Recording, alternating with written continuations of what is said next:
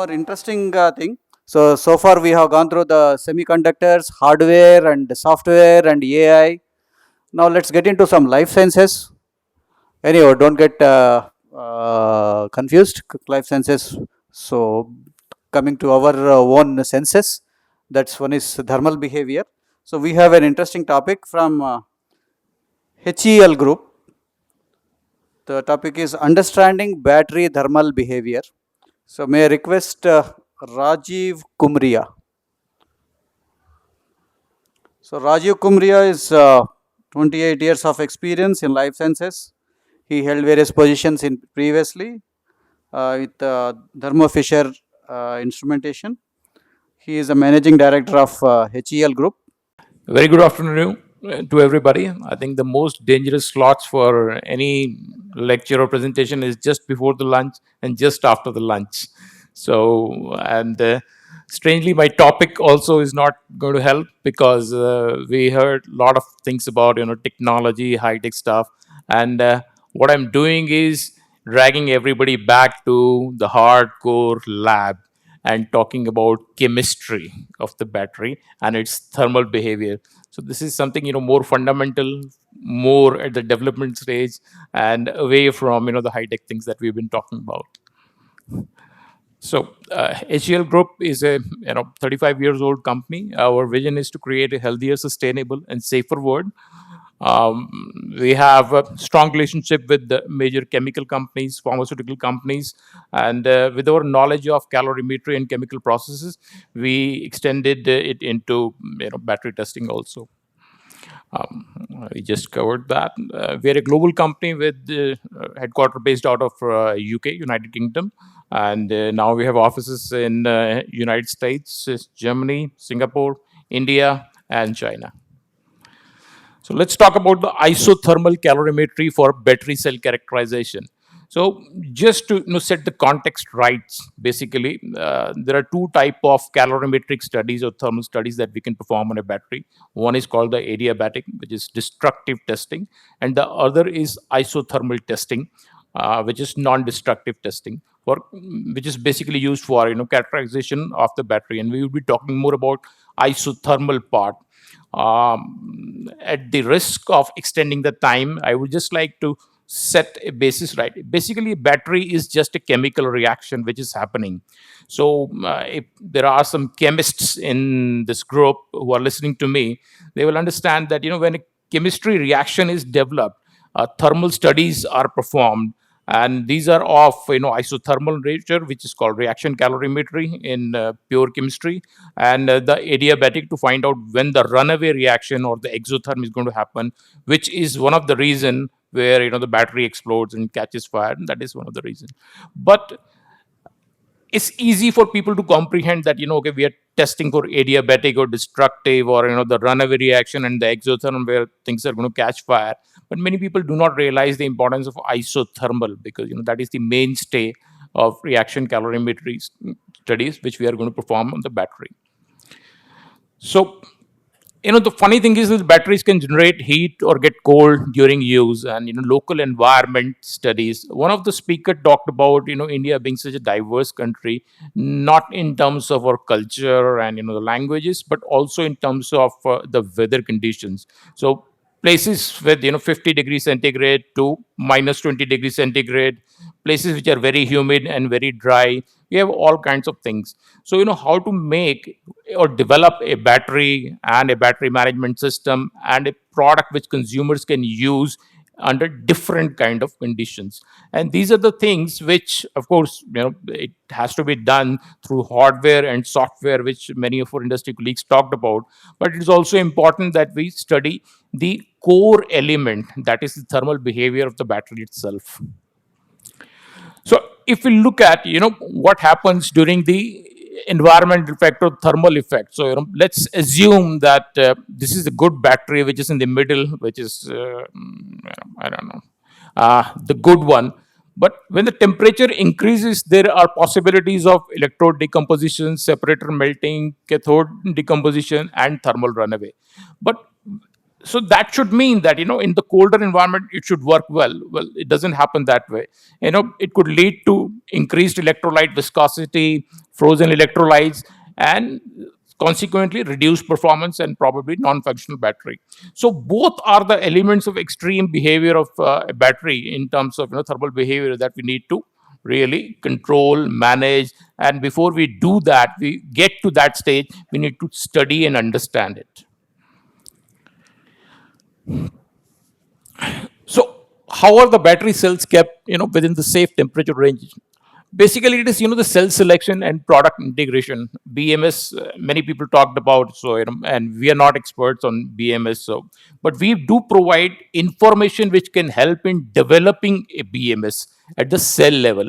So what basically we are, the information that you get from isothermal battery characterization is that information that can be used in active cooling or heating of the battery, which are the performance limits in terms of thermal behavior, in terms of charge and discharge cycles. So that is the information or insight that you get, which you can use for an optimal performing. God, I don't know why it looks like this, but so understanding managing thermal behavior of batteries is critical but challenging, and direct measurement of these things on a battery pack, especially something that is going to be used in a large EV, is very, very difficult because of the form factor. So what we perform is basically studies on the battery cells, and based on the cells we assume that that behavior, that insight is going to be used for the studying the behavior or simulating the behavior in a battery pack.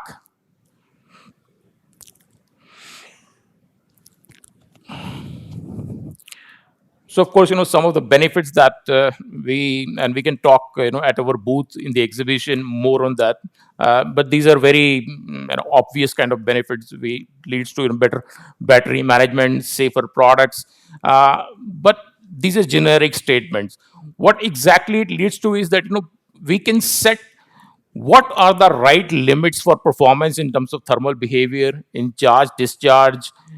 Somebody talked about that, if you use the DC kind of a thing, so 20 to 80% is the range. So those are the sort of behaviors when we know. Now this is something that is known, but we do not know how the battery cell is going to behave, and each battery cell is different because many chemistries which are used in the battery cells are different.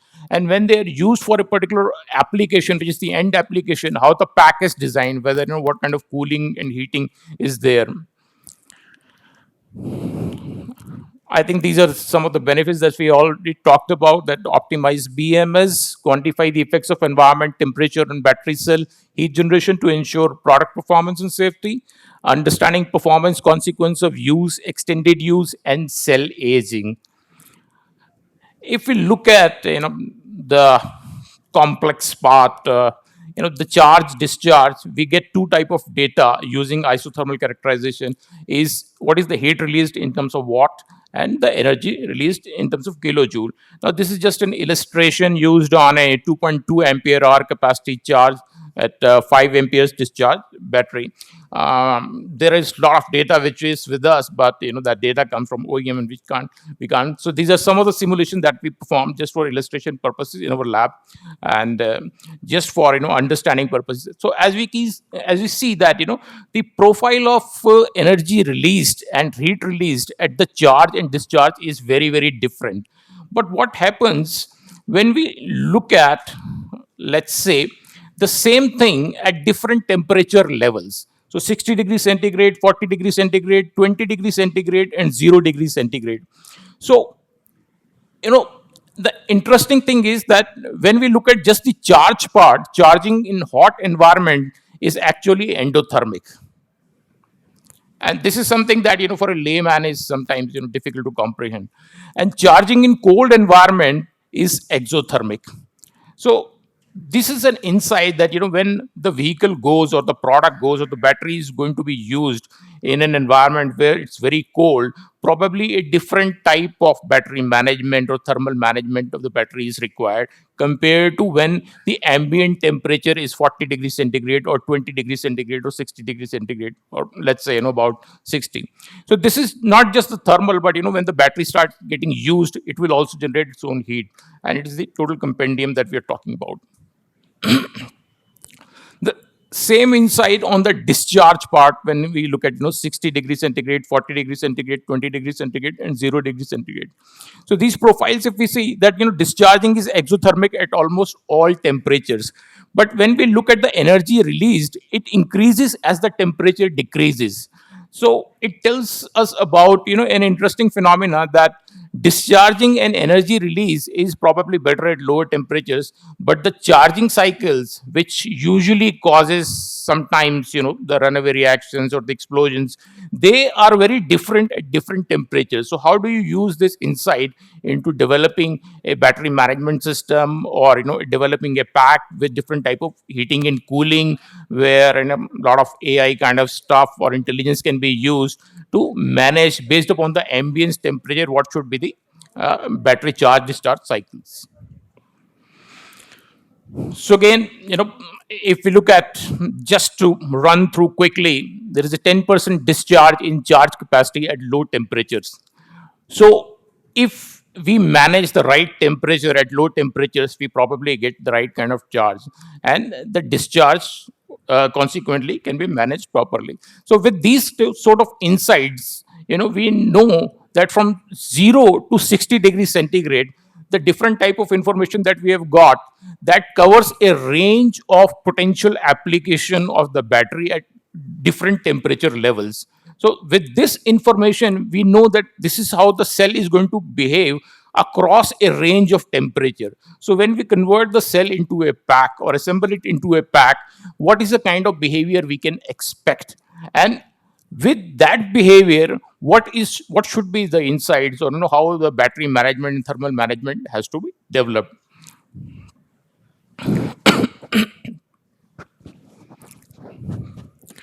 So we just did, kind of a small illustration data on a pouch cell, 16 ampere hour capacity, cycle between 2.8 to 4.15. When we did a different charge discharge cycles, like charge 1C, discharge at 1C, charge 0.5C, and discharge at 5C. So we found that the thermal profile, the heat released, is very different at these different charge discharge cycles. So with this information of thermal behavior at different charge discharge cycles, we come to know that which probably would be the right size of, or right configuration of charge and discharge cycle that can be used from a thermal standpoint for this particular battery. And this is also an information that can be used for setting the safe limits, and which limits which needs to be avoided. So just a summary of what we're talking. If we look at the heat energy released during one particular type of charge, that at 1C charging no heat accumulates, but at 0.5C charging heat starts accumulating. So for that particular battery cell that we used for this simulation or this illustration, probably 1C charging is the right type of charging, and not 0.5C, which intuitively is thought that at lower level it probably is going to be better. Same way, at when we look at the discharge cycle, at 5C discharging, there is an accumulation of heat, whereas the accumulation of heat at 1C is probably very minimal and very manageable sort of a thing. So with this insight, the charge discharge cycles, can be simulated also purely from a thermal standpoint. Again, when we just blow up the data, we can look at where we are seeing those sharp heat emissions and how to manage those sharp heat emissions, whether by active cooling and heating, or by way of managing the charge discharge, or by way of reducing the performance, or the making changes in the charge discharge cycles. So what we get basically in isothermal characterization of a battery cell is that the heat released and energy released can be quantified. We can find out which are the endotherm and exotherm areas in a battery cell behavior, and what would be the expected behavior in a pack, and how it should impact the development of a BMS per se, because it is not just the thermal from a safety standpoint, but it also impacts the performance of the battery, the aging of the battery, and any kind of adverse event. So simultaneously, we also come to know about the effects of environment temperature in a quantifiable manner, effects of change in charge and discharge rates in a quantifiable manner, and five structure in energy release profiles informs on the physical chemical events taking place within the battery. Other applications are, options to measure specific heat capacity of the battery. These are the two products that we have, these solutions that we sell. And of course, we also work with a lot of OEMs, which are large automobile organization corporations in the world, where we are developing custom solutions for them for their type of battery cells. The smaller machine is basically for coin cylindrical small pouch cells, but the large cylindrical is from small and medium pouch cells. The interesting thing to note over here is the range of power. The smaller one, of course, because of the small battery cell, is max 60 watt, but the ISO-BTC Plus is up to 200 watts. And if you look at the temperature range below, it is minus 20 to 90 degrees centigrade and minus 20 to 90 degrees centigrade, and it can go up to minus 40 also. Of course, that is a customizable solution that we provide, which means that suppose we are talking about in an application of a battery, not just in EV, but like something like a push-pull kind of a scenario in a place like Siachen, or which are very minus 20 or minus 30 kind of a thing. We can also simulate that kind of a behavior. That what should be the BMS, what should be the active heating required for charging over there, and the discharging. So these are the limits that we provide for this machine, for these solutions. And a high power option is also available for people who are looking at larger batteries, like the 1,000 kWh some of my colleagues talked about. And of course, when we are talking about such a large battery, the battery cells, which is a constituent of the battery pack, also become pretty large. And we can manage those kind of solutions also. So I guess that's about it. I'm sure we can tell more about the solutions as well as the machine when you visit our booth in the exhibition. And I'm ready to take questions, and I'm happy that I did not take much time. Very interesting, Rajivji. Thank you. Just wanted to understand, you were showing graphs of energy released and heat released, and there were two different patterns. I'm just curious, what is the difference between the two? What else is the form of the energy that is the difference?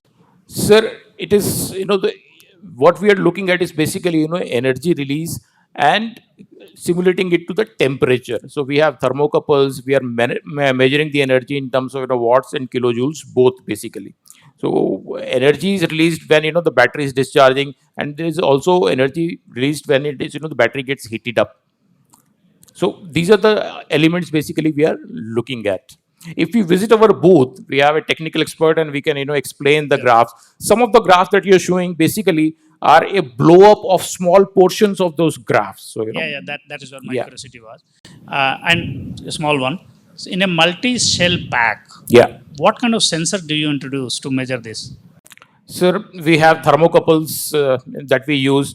Basically, the solution is designed towards battery cells.